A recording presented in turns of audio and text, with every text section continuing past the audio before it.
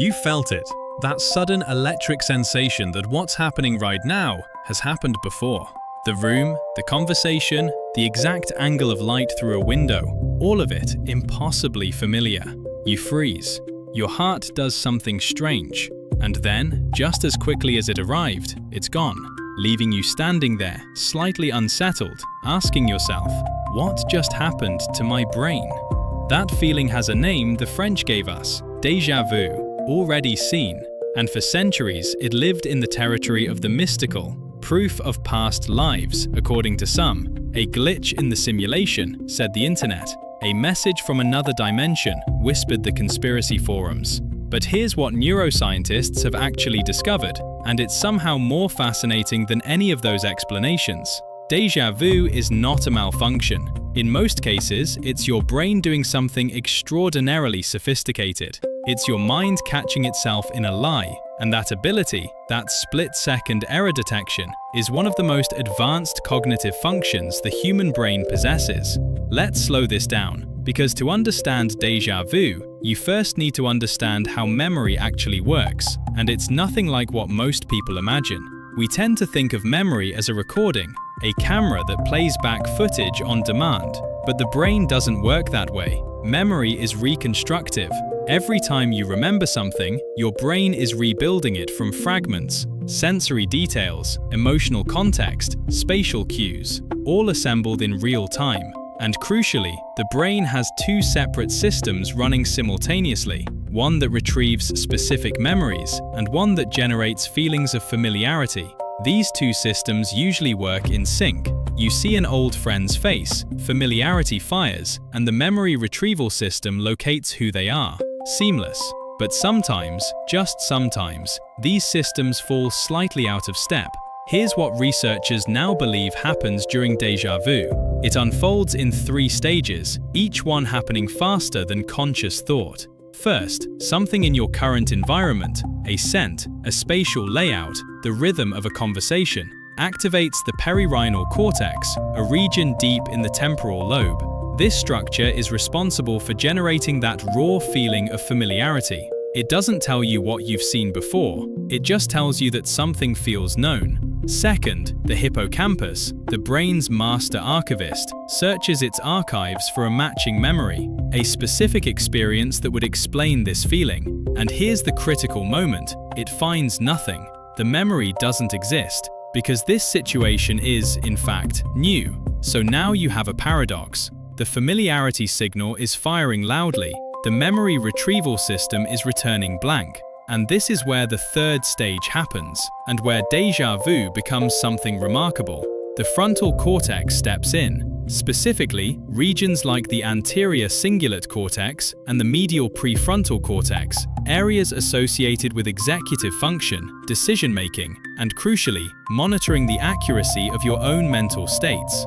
These regions detect the mismatch. They notice that familiarity is claiming something the memory system cannot verify, and they flag it. They essentially say, something here doesn't add up.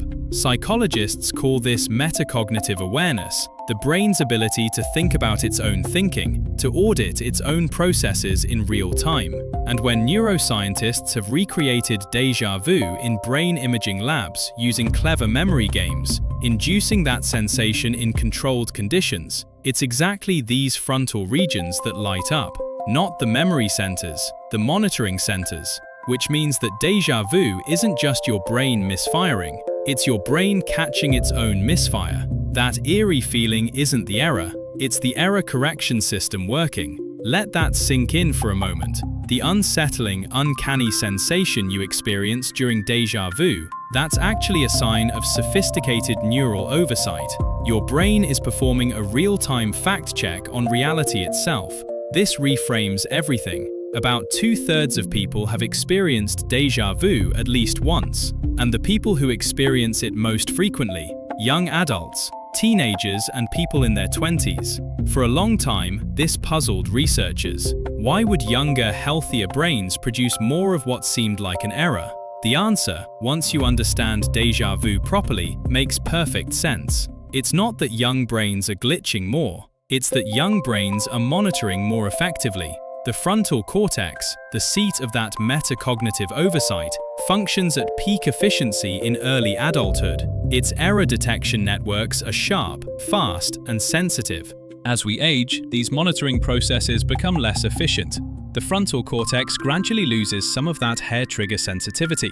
And so, paradoxically, older adults experience déjà vu less, not because their brains are better, but because the watchdog is getting quieter. A 1967 study found something striking about who experiences déjà vu most. Only 11% of people who never traveled reported experiencing it. Compare that to 44% of people who traveled frequently, 5 or more trips per year. And fatigue and stress also emerge consistently as triggers across multiple studies. When your brain is processing high volumes of new information while simultaneously running low on cognitive resources, those brief misfires in the familiarity system become more likely. A tired brain is a brain that's working harder to make sense of the world, and occasionally the seams show.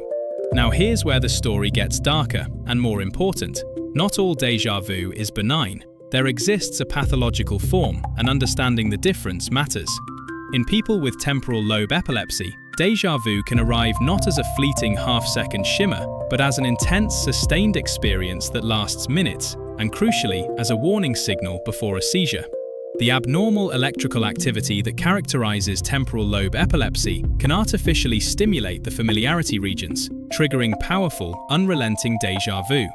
Researchers have confirmed this by using intracranial electrodes to directly stimulate the rhinal cortex in epilepsy patients, and reliably inducing déjà vu on demand. The same pathway, artificially activated. If you find yourself experiencing déjà vu that is prolonged, intense, and recurring, lasting more than a few seconds, arriving regularly, possibly accompanied by other strange sensory experiences, that warrants medical attention. It is a known aura of temporal lobe epilepsy, and it is the brain sending a very different kind of signal. There is also something called déjà vécu, already lived. This is distinct from déjà vu, and it emerges in certain forms of dementia. Where déjà vu is about a moment feeling familiar, déjà vécu is more pervasive. People report a persistent conviction that they have already lived through entire situations, including conversations they are actively having for the first time. The fact-checking system has degraded, the error flag never gets raised, and reality and memory blur in a far more profound way. These pathological cases actually deepen our understanding of what healthy déjà vu reveals. The very existence of dementia patients who can no longer flag memory errors, who are trapped in a loop of false familiarity with no corrective alarm, shows us exactly what that corrective alarm is worth. Your brain contains approximately 86 billion neurons, each one connected to thousands of others.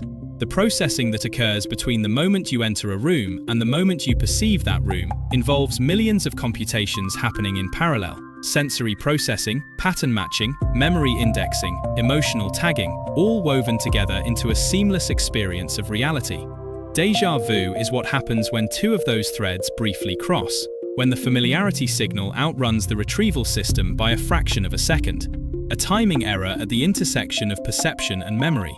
But the truly astonishing thing is not that this error happens. Given the staggering complexity of the system, it would be more surprising if it never did. The truly astonishing thing is that your brain notices.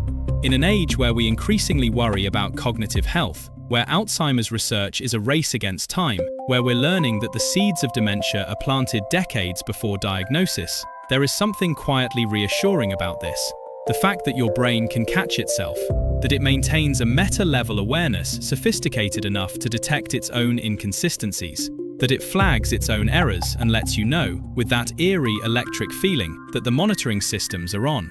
Émile Boirac named this sensation in 1876 without any knowledge of perirhinal cortices or anterior cingulate regions or metacognitive oversight. He simply noticed the experience and gave it a name. 150 years of neuroscience later, we know what he was actually describing. He was describing a healthy brain, doing one of the most remarkable things a brain can do, watching itself think, catching itself in a glitch, and in the catching, proving that it's working exactly as it should. So the next time the world shimmers with impossible familiarity, and you feel that strange vertigo of the already seen, don't be unsettled. That feeling is not a ghost in the machine. It's the machine checking itself. your 86 billion neurons running their diagnostics, and for one brief electric moment letting you feel it.